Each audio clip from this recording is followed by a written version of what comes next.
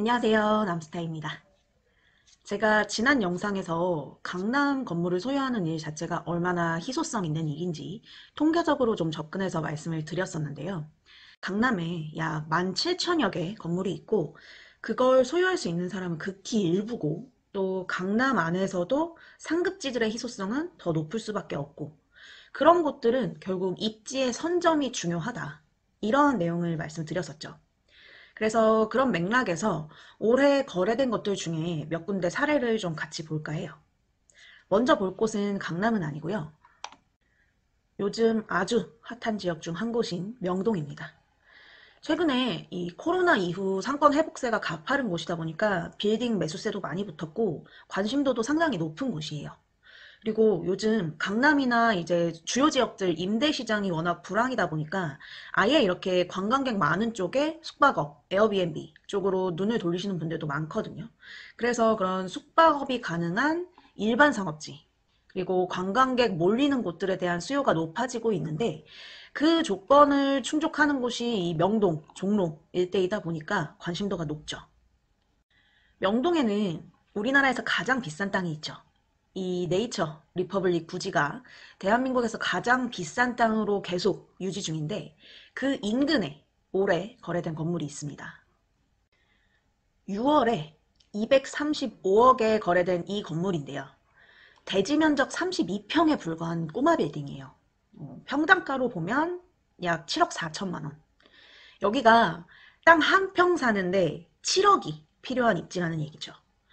연면적으로 봐도 연면적 한 평당 2억 7천만 원 정도 됩니다. 입이 떡 벌어지는 금액이죠. 이런 금액이 이해가 안 가는 분들도 많으실 거라고 생각해요. 무슨 대지 30평짜리 건물을 평당 7억씩 주고 사나 라는 생각을 하실 수도 있는데 저는 이런 게 선점의 가치가 아닐까 생각합니다. 명동을 대표하는 메인 거리에 있는 이 건물이에요. 이 거리에 있는 많은 건물들이 이렇게 합벽 형태로 건축이 되어 있어서 사실상 이런 건물들은 신축하는 것도 쉽진 않겠죠. 근데 이런 입지들은 사실상 그런 일반적인 관점에서만 접근하면 어려운 부분이 있겠죠. 제가 최근에 명동 올 일이 좀 자주 있어서 여러 번 오는데 정말 올 때마다 많은 유동인구를 보고 있어요. 명동 상권 회복이 정말 반갑더라고요. 평일도 많고 주말엔 뭐 밀려다니고 그렇습니다. 명동 교자도 막 줄 서서 먹어야 되고 명동이 우리나라를 대표하는 관광지인 만큼 코로나 같은 외부 환경에 영향을 좀 크게 받는 상권이라는 게 이번에 확인이 되긴 했지만 그래도 또 환경이 바뀌니까 빠른 회복을 하고 있습니다. 그런 부분들이 이 거래에도 반영이 다 됐겠죠. 235억이라는 전체 매매가를 보면 충분히 개인들이 접근할 만한 금액이고 강남에서 이 정도 금액은 사실 뭐 엄청 큰 금액은 또 아니다 보니까 그리 놀라운 일은 아닌데 이 대지 면적이나 평당가를 보면 좀 놀라울 수 있죠. 그만큼 이 명동 메인 거리의 가치가 이 건물 거래를 통해 또 한 번 증명이 된 것 같습니다. 다음 사례도 한번 볼게요. 이번엔 강남인데요. 이 신논현역 앞 바로 이 건물이 올해 7월에 매매가 530억에 손바뀜이 됐습니다. 대지 면적 64평으로 이 강남 대로변에 있는 건물치고는 굉장히 소규모 꼬마 빌딩이죠. 대지가 크지 않은데 매매가는 생각보다 크죠. 평당가로 치면 약 8억 2천만 원 정도 됩니다. 이 건물은 일반 상업지역에 있고 용적률이 561% 정도 됩니다. 이 연면적 가격으로 따지면 평당 약 1억 3천 정도 되죠. 이 대로변에 좀 작은 대지라는 단점을 용적률이 커버를 좀 해줬고 당연히 입지적으로 높은 임대료를 받을 수 있는 곳이라 수익률도 3%대 안정적으로 나오는 건물입니다. 더구나 이 지금 현재 강남대로 대로변으로 1,000억 미만 규모의 건물은 더더욱 희소하기 때문에 그런 가치가 더 인정을 받은 것 같습니다.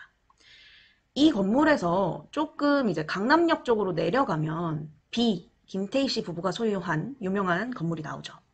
21년도에 920억에 매입해서 평당 약 6억 2천만 원 정도에 매입을 했는데 이거 샀을 때 비싸게 샀다고 평가하시는 분들도 많았는데 지금 보면 또 아주 좋은 투자를 해놨다고 보이죠.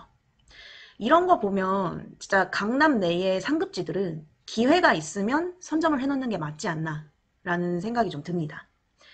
이번에 거래된 건물을 좀 보면 이 건물인데요. 여기는 제가 직접 가서 현장 영상을 찍지도 않았어요. 사실 그럴 필요도 없는 건물이죠. 이 로드뷰로만 봐도 이 건물 하실 분들도 많으실 거고 뭐 굳이 영상 소개가 필요 없는 건물이죠. 이런 위치는.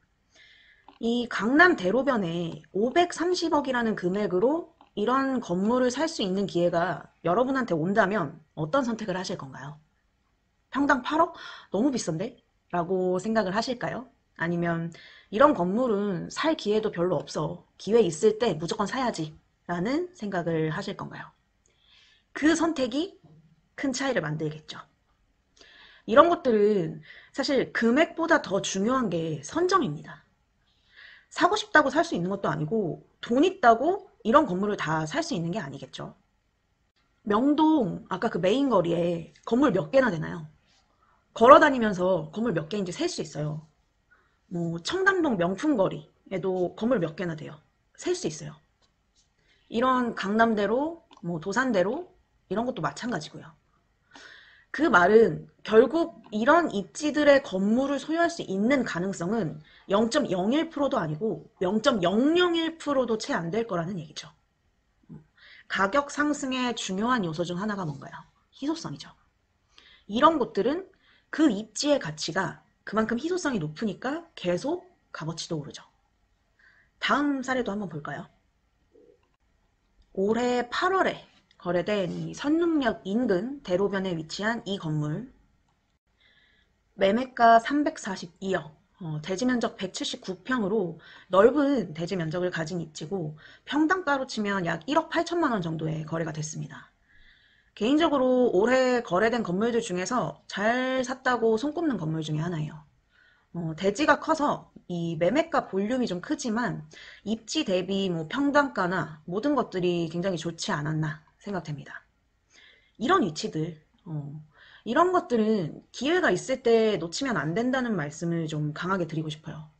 앞서 봤던 사례들도 그렇고 이런 희소성이 짙은 입지들은 검토하실 때 그 가치를 빠르게 알아보고 판단하셔야 되겠죠.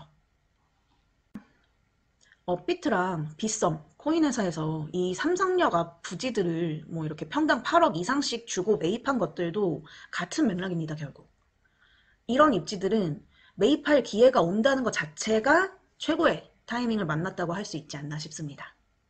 상급지 내의 건물들은 결국 희소성의 가치입니다. 이걸 좀 꼭 생각하시면 좋을 것 같습니다. 당분간 빌딩 시장은 정말 가격이 많이 내고되는 급매성 건물이나 이런 최상급지 건물들 위주로 거래가 좀 일어날 것 같은데 기회가 있을 때 꼭 그 좋은 기회를 놓치지 않으셨으면 합니다. 이 선점, 희소성의 가치를 아는 분들이 그 기회도 알아보실 수 있고 결과 역시 좋은 투자를 하시지 않을까 싶네요. 오늘 영상은 여기까지 하도록 하겠습니다. 남스타였습니다. 감사합니다.